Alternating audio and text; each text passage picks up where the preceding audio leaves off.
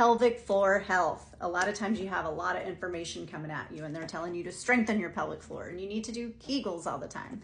And let me tell you that this is one of the biggest mistakes that people are making out there. More times than not, people are having more trouble relaxing the pelvic floor more than anything else. So let me explain that. I'm going to pretend that my hand is a pelvic floor. Okay, so play along with me, if you will. And let's imagine that we're consistently doing Kegels and it's in a contracted state. Or let's say we're always wearing tight clothing on the lower body and it's a contracted state, or we're sucking in, it's a contracted state. So our pelvic floor is now in a contracted state. And you might think, oh, that means it's strong. But here's the deal. You can only contract when you need to pee or need to squeeze down there. You can only contract from here to here, just from here to here. However, if you are able to relax your pelvic floor and walk around with a confident and relaxed pelvic floor, you can contract from here all the way to here. Again, from here all the way to here. So if you need to pee, you want to be able to have that full contraction.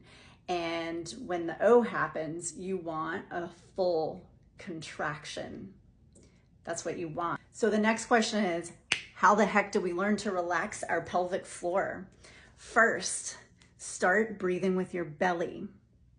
And if you don't know how to do that, lie down on your back, and you can lie down on your back right now and place your hands on your low belly and start to feel your belly expand and contract. And practice this. If you're sitting at work or in a car or wherever you're sitting or standing in line somewhere and you're aware of your breathing, start to breathe with your belly. The more belly breathing you practice, the healthier your pelvic floor will be. Because your pelvic floor, I'm going to air quote this, it kind of breathes as you breathe with your belly. And if you're not breathing with your belly, your pelvic floor isn't breathing. The next thing is that you do want a strong pelvic floor. So after you're practiced your belly breathing and you're confident that you have a very relaxed pelvic floor, you'll want to, instead of doing Kegels, you'll want to be able to contract and relax on command. Here's what I mean by that. If you don't know where your perineum is, go ahead and Google the perineum and find it. And that is what you're going to lift with.